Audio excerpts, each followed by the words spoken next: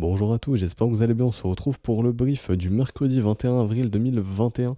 Alors aujourd'hui on parlera du Bitcoin comme d'habitude, on parlera aussi d'Ethereum qui surperforme Bitcoin, qui arrive à instaurer de la structure avant lui et qui donne peut-être la direction pour Bitcoin ensuite, mais en tout cas Ether qui se comporte très très bien. On ira justement voir la paire Ethereum BTC ensuite. Ça fait longtemps que j'ai pas été voir, enfin ça fait quelques jours, quelques semaines, je ne sais plus, peut-être 1 ou 2 semaines maximum. On verra XRP, on va en parler très rapidement, qui pour l'instant tient son premier arrêt. On va pas parler de Litecoin, ça n'a pas bougé depuis hier. On va parler de Neo. Vous m'avez demandé, je vais y arriver, pardon, une update sur Neo. Et Monsieur Gann qui a été respecté ici, enfin avec un petit décalage de 1 semaine, mais encore assez intéressant cette règle de Gann que je réexpliquerai. Monsieur Gann qui est décédé, donc je parle pas du youtubeur, bien entendu, tout va bien pour lui, j'espère. Mais je parle bien d'un autre Monsieur Gann. Donc vous pouvez chercher un petit peu sur internet, qui était considéré même comme un sorcier pour certains et qui est un excellent trader, mais qui est décédé depuis quelques temps maintenant. Et qui a créé qui a quelques concepts bien à lui et qui franchement fonctionne très très bien, comme ici cette règle qui vient de lui, donc règle de retracement de moitié que j'aborderai juste après. Alors, on parlera de Neo, je pense, peut-être de Waves, et je vais peut-être rajouter Dash ensuite, ou je sais pas, j'ai vu que c'est revenu en commentaire, Terry c'est revenu aussi, mais j'ai vu la chart, franchement, c'est pas incroyable honnêtement, c'est un truc parabolique, il n'y a pas de signe de sommet ici. Comme ça, ceux qui ont du TRX, vous savez à quoi vous attendre. Alors, je repasse sur Neo pour après, on parlera de la petite règle, de la petite règle de Gann, et du coup, on va commencer avec le Bitcoin. Alors, Bitcoin, toujours dans sa zone de combat. Pour le moment, il n'y a pas de résolution, on attend, contrairement à un Ethereum, j'y reviendrai après, mais qui lui, donc c'est ici, qui lui a réussi à résoudre sa zone de combat à la hausse, bien entendu.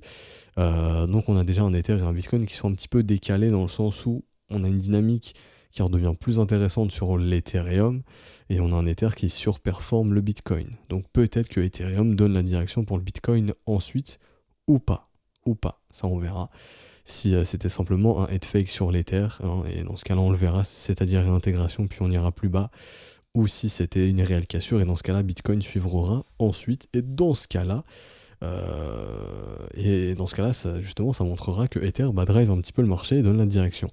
Alors, Bitcoin, pour le moment, toujours sous la résistance, pas de résolution. On est en train de faire une contraction, donc sous forme de triangle ici. Donc, le cours se contracte, donc simplement comme ça, sommet descendant et creux ascendant. Donc, simplement ça, c'est un triangle, comme ceci. Donc, je vais le tracer ainsi. Hop et hop, triangle tout simplement. Certains pourront penser ici qu'on est sur un triangle de continuation baissier, donc on va voir justement le scénario baissier et le scénario haussier. Donc le setup de continuation baissier ou le setup à contre-tendance, donc entre guillemets, enfin pas le setup à contre-tendance, mais le mouvement de retracement, justement, on verra les deux solutions aujourd'hui. Alors en 4 heures, je regarde le momentum. Euh, je- Petit W ici, mais je suis pas fan honnêtement. J'aimerais maintenant voir un petit retour dans le négatif, et ça serait vraiment très très positif qu'on réussisse en fait qu'on puisse réussir à instaurer ici du creux sommet ascendant derrière. Ça serait très très positif. Donc je pense que c'est ce qu'il faut regarder en 4 heures sur le momentum. Je vais plus regarder en 1 heure. Donc qu'avons-nous? Alors déjà cette divergence hier s'est confirmée. Donc c'est ce qui a donné un petit peu de jus pour revenir tester la résistance, ou en tout cas proche de tester la résistance, puisque les bulls avaient récupéré le momentum. Donc maintenant cette div, je peux d'ores et déjà la confirmer. W confirmé aussi, donc cette div est confirmée, mais malheureusement pour les acheteurs, les vendeurs à l'approche de la résistance se sont remontrés, donc les acheteurs ont perdu de force à l'approche de la résistance, donc ici perte de demande, donc ce que j'avais écrit ici, hop, divergence baissière maintenant, donc momentum dans les mains des bears, donc pour le moment, rejet de la résistance, et on reprend une petite dynamique baissière, on verra jusqu'où ça nous mènera, donc ça je vais le noter ici, hop, comme ça, je mets ça comme ça, et ici du coup je vais le mettre aussi en très plein. Alors ici, c'était une potentielle perte d'offres sur ces niveaux. Donc maintenant, c'est une potentielle perte de demande sur ces niveaux. Donc je vais pas me casser la tête, je vais cloner. Non, je voulais pas faire ça, je voulais juste cloner. Et du coup, je vais reporter ici. Donc perte de demande sur ces niveaux, tout simplement. Donc à l'approche de la résistance, les acheteurs s'essoufflent. Et puis à l'approche du support ici, donc ici proche de ce niveau, le support, les vendeurs s'essoufflent. Donc ça traduit bien justement une zone de combat dans laquelle les résistances sont rejetées, les supports sont rejetés. Donc simplement le cours fait yo-yo entre les deux bornes jusqu'à ce qu'on puisse avoir une résolution, tout simplement. Donc maintenant on attendra la résolution, je peux pas vous dire dans quel sens ça va partir, c'est 50-50 ici encore une fois. Une zone de combat c'est toujours 50-50. D'un point de vue momentum, tant que les vendeurs auront le momentum en 1 heure, léger avantage pour les vendeurs. Hein. Les bulls peuvent le récupérer juste derrière, il n'y a pas de problème avec ça. Mais pour le moment, maintenant, on peut se dire qu'on peut commencer à se rediriger vers les supports ici, puisqu'on a un momentum qui est dans les mains des bears et des vendeurs qui vont essayer de revenir chercher les supports. Et si ça cède, faudra s'attendre à un mouvement de continuation baissier et on va regarder ça ensemble. Donc là, je vais changer de chart. Je vais aller sur BitMEX.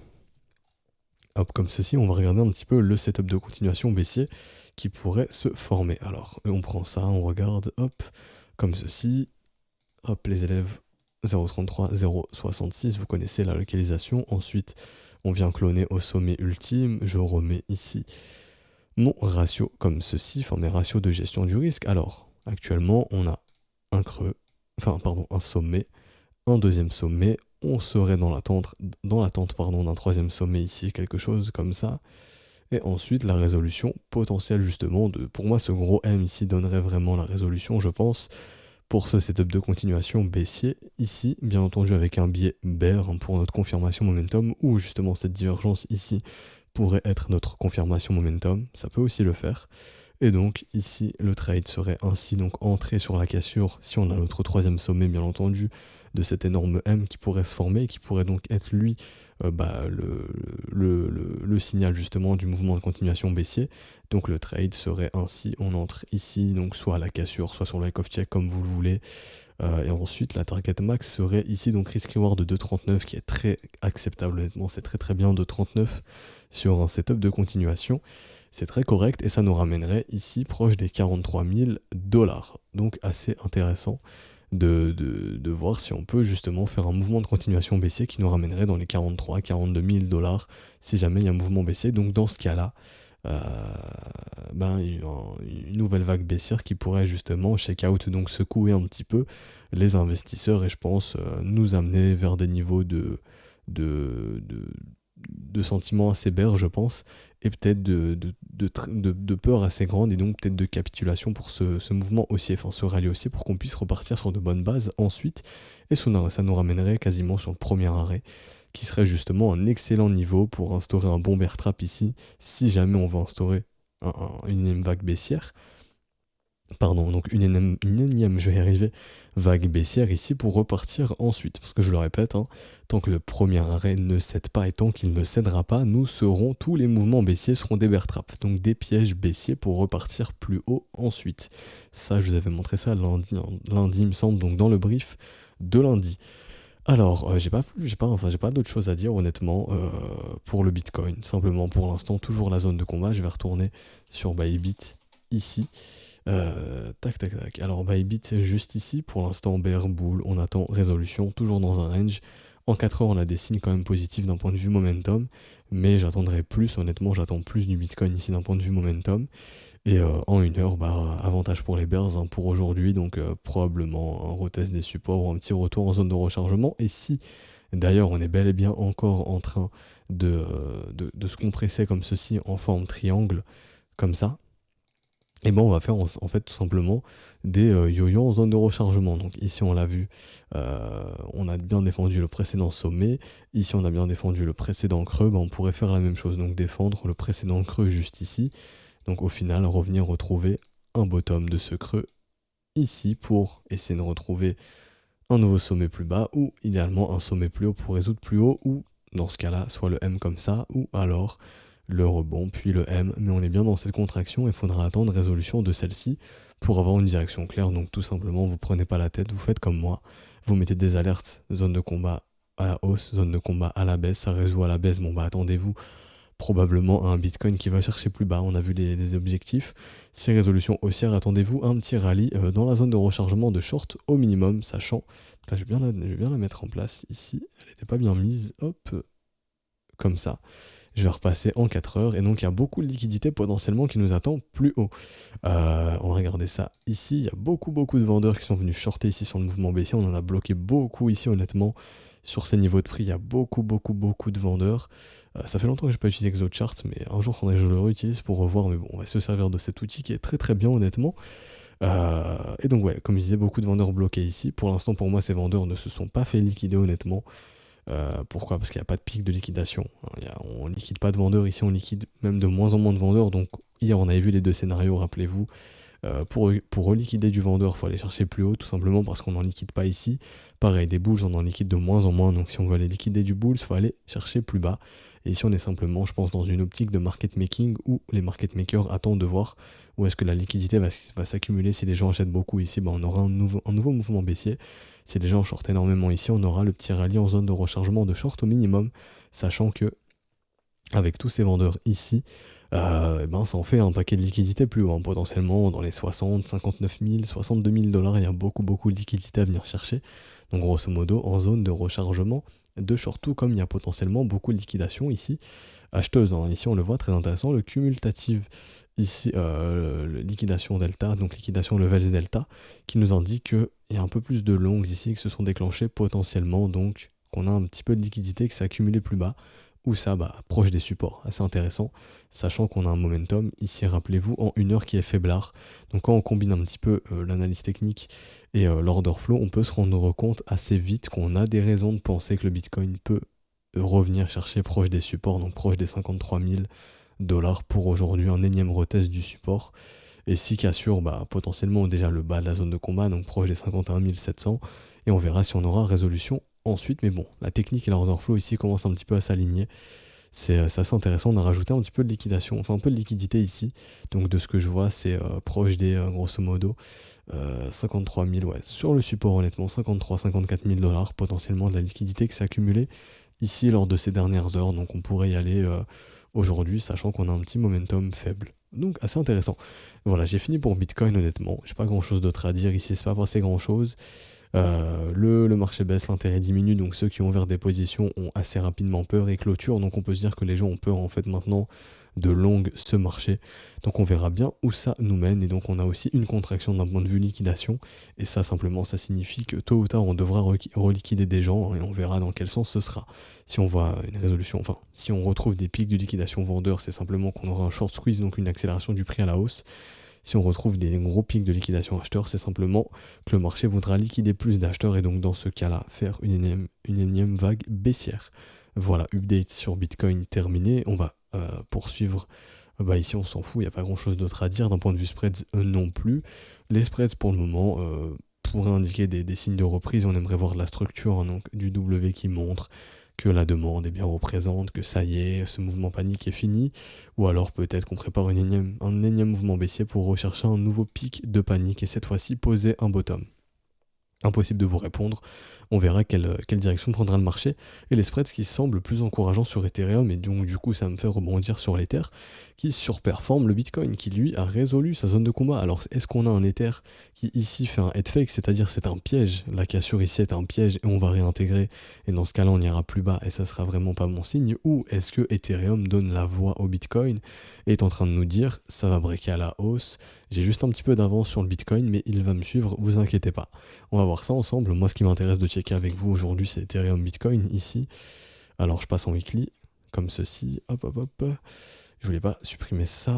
Hop. Et donc, ce qu'on attend, justement, c'est une cassure ici des 0,046 qui serait très positif. Ça pourrait enfin donner le go, en fait, à un Ether qui montre de plus en plus qu'il surperforme Bitcoin, qu'il est prêt à gagner de la dominance sur lui. Ici, j'ai une charte assez intéressante sur Chartscoin. Je vais y arriver. Chartscoin Trader Pro, qui me montre en fait tout simplement Ethereum représente combien de en pourcentage la capitalisation de Bitcoin. Donc actuellement, Ether c'est 25% de la cap de Bitcoin. Au sommet de 2017, c'était 83% de la capitalisation de Bitcoin. Donc à un moment, Ether représentait 83% de capitalisation de Bitcoin. Est-ce qu'au cours de ce cycle, Ether va dépasser Bitcoin? C'est une question qu'on peut se poser. J'ai mis le flippening aussi, donc flippening, ça voudrait dire que juste ici, en fait, on a un Ethereum qui devient premier et Bitcoin qui passe deuxième, donc un Ether qui a une cap plus élevée que le Bitcoin. Ça a presque été le cas en 2017, est-ce que ce sera le cas en 2021? Honnêtement, je sais pas, on verra ça ensemble. Le marché nous donnera la direction, mais en tout cas, quoi qu'il arrive sur cette charte, on voit clairement, non, c'est pas ici, tac tac tac, c'est ici, on voit clairement en fait que Ethereum gagne en capitalisation sur Bitcoin. En tout cas, il rattrape son retard. Et il y a clairement un gros bottom qui se pose ici, et ça c'est très positif pour les alts, parce que je le répète, pour moi, Ethereum en fait indique toujours comment se comporte, enfin comment et quelle est la santé des alts, si je puis dire, face au Bitcoin. Et généralement, quand vos alts surperforment le Bitcoin, c'est ce qu'on appelle une alt season.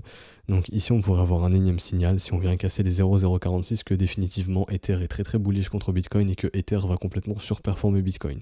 Pour moi, ici, le signal est donné depuis très très longtemps. Ça fait des semaines et des semaines que c'est donné. Ça traîne un petit peu, ça surperforme doucement. Mais pour moi, c'est proche. Et de ce que j'avais vu, j'avais oublié d'en parler, mais j'ai vu ça hier d'ailleurs, c'est qu'on a une énorme contraction sur le momentum sur Ethereum. J'avais pas fait attention, mais ça, c'est une énorme contraction. Donc c'est pour vous dire qu'il y a un énorme mouvement Ether contre Bitcoin qui se prépare. Un mouvement qui est très très très très très très très très très fort. Donc vraiment une grosse explosion. On ne sait pas dans quel sens ça va partir. Si le momentum continue de dessiner des W, ce serait une résolution haussière et à ce moment-là, ce serait une explosion haussière. Pour ma part, je pense que Ethereum va tout simplement en fait surperformer le Bitcoin d'une façon qui va choquer un petit peu les gens, je pense, qui va mettre un petit peu la lumière sur lui, comme ça a été le cas en 2017, où vraiment ici Ether a explosé le Bitcoin, donc de grosso modo de février jusque juin 2017.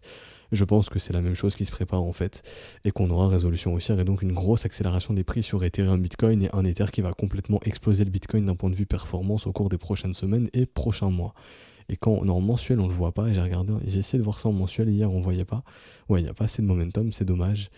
Mais bon, une semaine ça se voit bien. Si vous voyez bien le momentum qui se contracte de plus en plus, et ça c'est annonciateur d'un gros mouvement qui se prépare, et donc vu tous les W qui se dessinent ici, pour moi en fait c'est clair, c'est que c'est la hausse qui nous attend. Il y a un gros creux dans la value ici, donc au minimum revenir tester un petit peu ici. Le premier arrêt aussi, donc les 0,070. Honnêtement, je pense qu'en cas de résolution haussière de la contraction, on va se diriger très rapidement vers ce niveau, qu'on devrait consolider assez rapidement, et puis repoursuivre derrière, et au minimum retrouver la zone de rechargement de short. Et d'ailleurs, Ethereum BTC qui est un excellent indicateur pour prendre profit sur vos alts.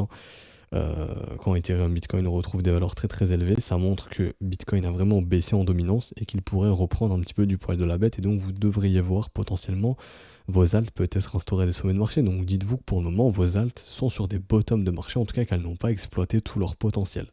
Ça c'est aussi important à comprendre, et qu'Ether prépare potentiellement un bon gros mouvement haussier, en tout cas de bien performer Bitcoin, et c'est très très positif pour vos alts.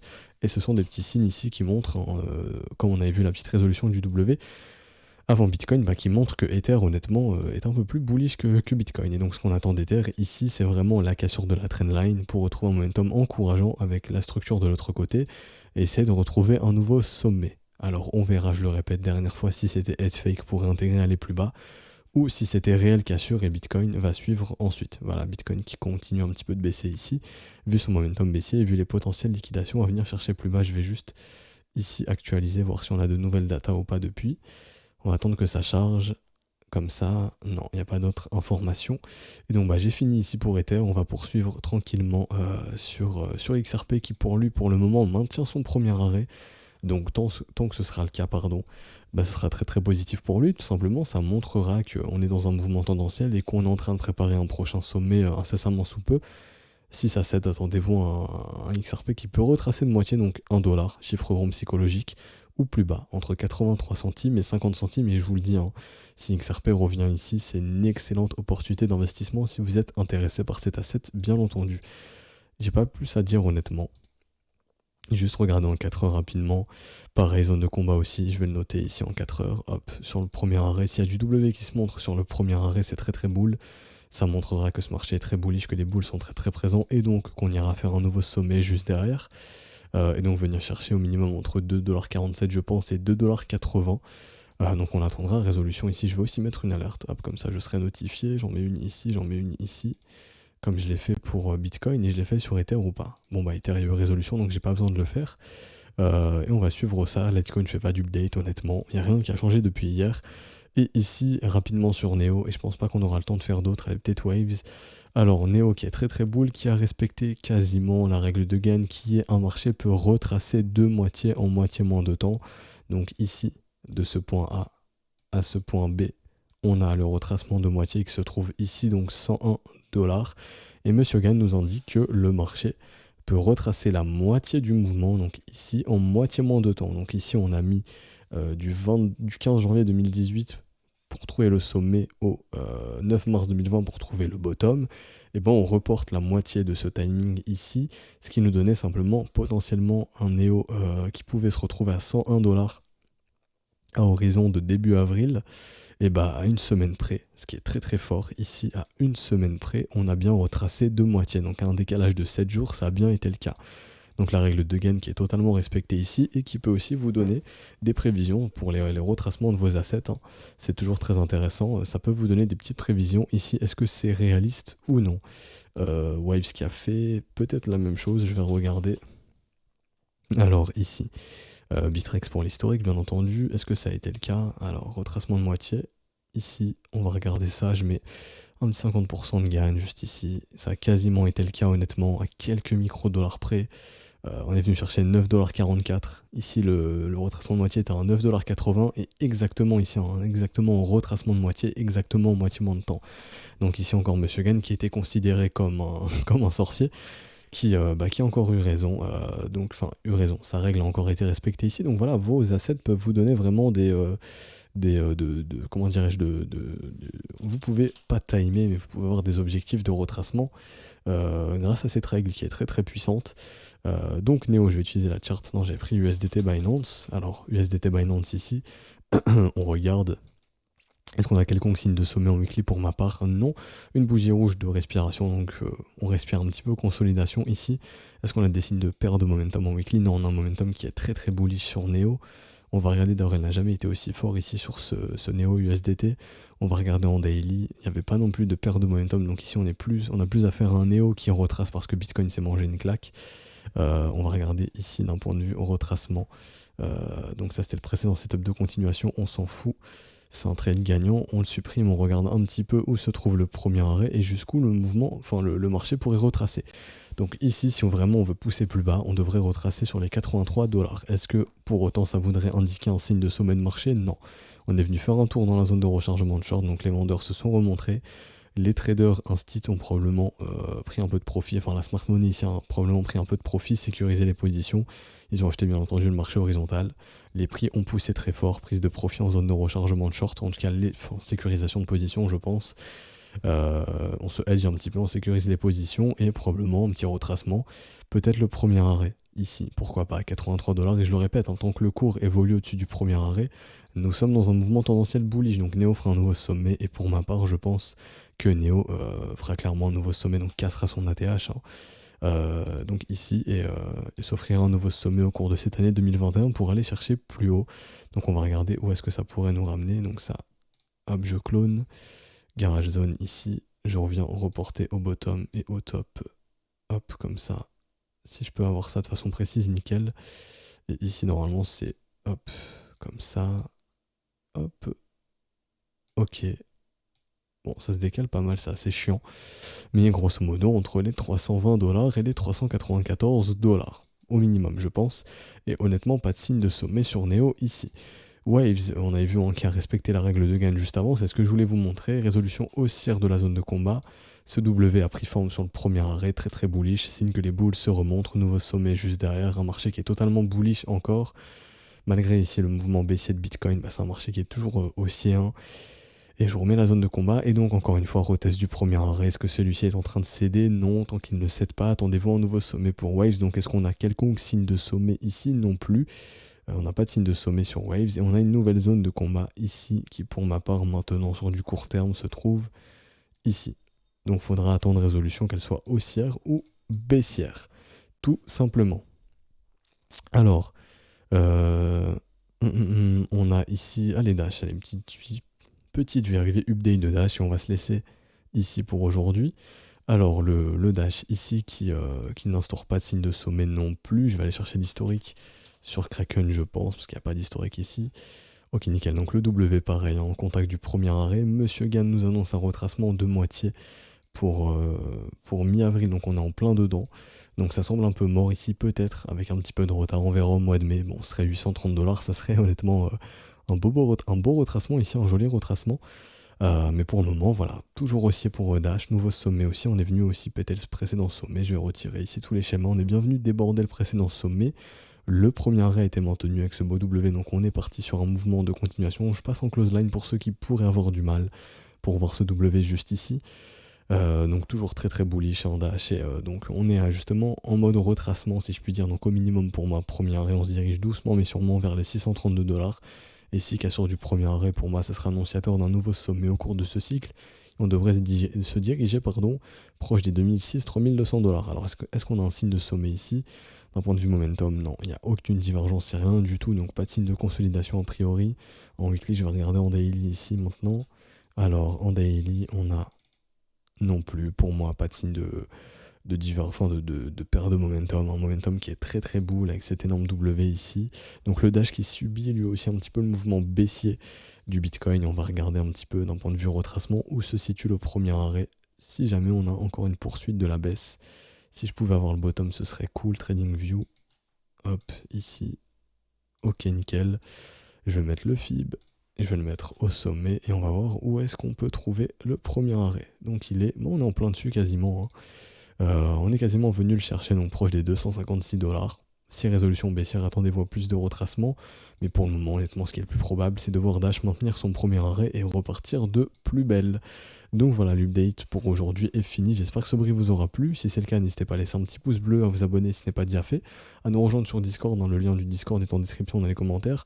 Si vous souhaitez rejoindre l'école, tout est expliqué dans le bienvenu du Discord. Donc pour les paiements crypto, c'est plus avantageux paiement crypto en fin de mois comme actuellement. Donc en TRC20, moins de frais d'ailleurs pour vos transactions perso passées via le TRC20. TRC20, c'est mieux. Et donc voilà, si vous voulez nous rejoindre, n'hésitez pas, vous pouvez poser quelconque question à un des professeurs qui sera connecté ici, vous aurez une réponse. Et sinon, il y a la FAQ que je mets en description et en commentaire qui répondra à vos questions. J'espère que ça vous aura plu, on se retrouve demain. Ciao ciao.